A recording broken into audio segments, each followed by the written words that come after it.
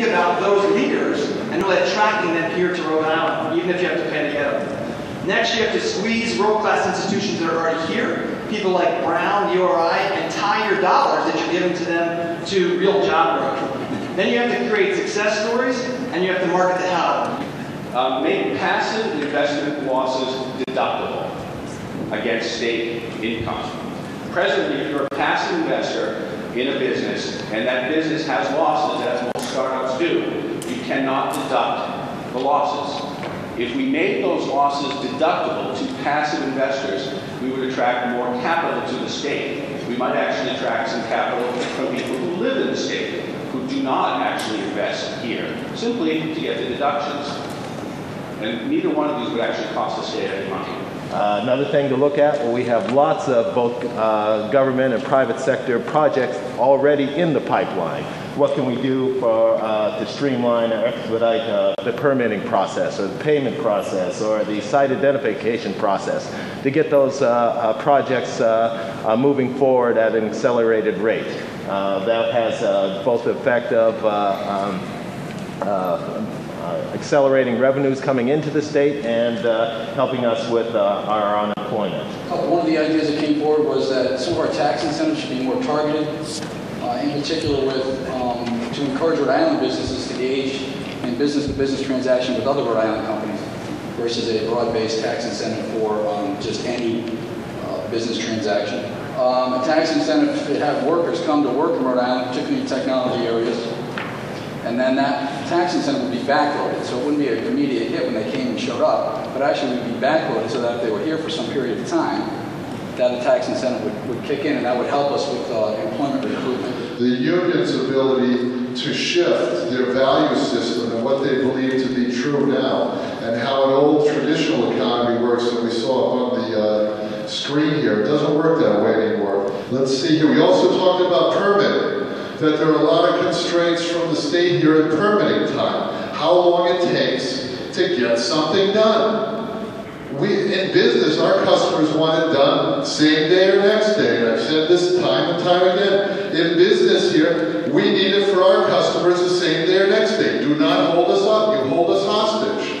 From a short-term perspective, the table thought that we should immediately infuse some significant dollars into the state's economy by investing in infrastructure. And when we say significant dollars, that's up for discussion, but invest immediately in our infrastructure and also in site development, private-public development, partnerships in educational, technical facilities, research facilities, public transportation, and other immediate, or other areas, I should say, where we can have an immediate impact on the economy. We decided we really need to figure out what a green economy is. We all want one. We don't know exactly how that plays out because it plays out in so many different ways, from manufacturing to the service side to reducing energy costs in the state. I mean, it's got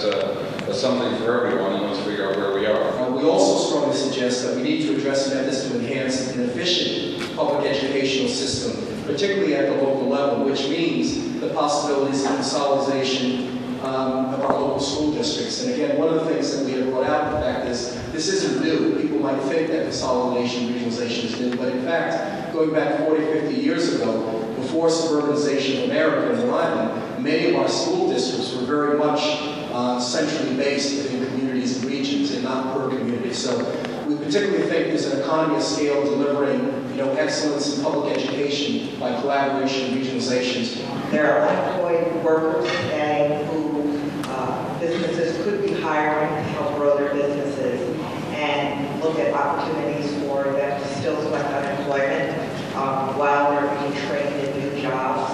And it gives businesses the incentives that they pay lower wages since they're collecting unemployment till they're trained. From a long-term standpoint, investment in our colleges and universities, both from the standpoint of them having operational budgets, being able to bring on more students, tie it to businesses for incubators and training, etc. And centralizing municipal government school systems. We feel that both could be regionalized, which would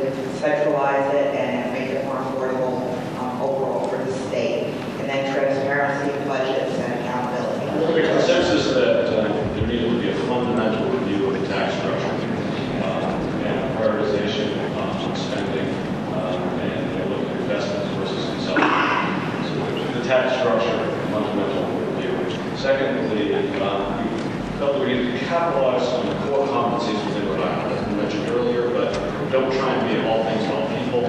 Look at what we do best and capitalize on that. One suggestion is stimulating successful R&D transfers to help job creation. Look at what other states, municipalities, and regions have done, and so borrow the best ideas that are already doing it. Don't reinvent the wheel. And urging more of a consolidated effort to share resources among cities and towns to help lower our taxes. Bureaucracy is getting in the way of many things, and politics can even foster NIMBYism, as we are seeing. Good examples of this is the airport expansion. We need bully pulpits everywhere to work towards getting that done as soon as we possibly can, because that will be coupled with the intermodal center, a major economic factor in the state.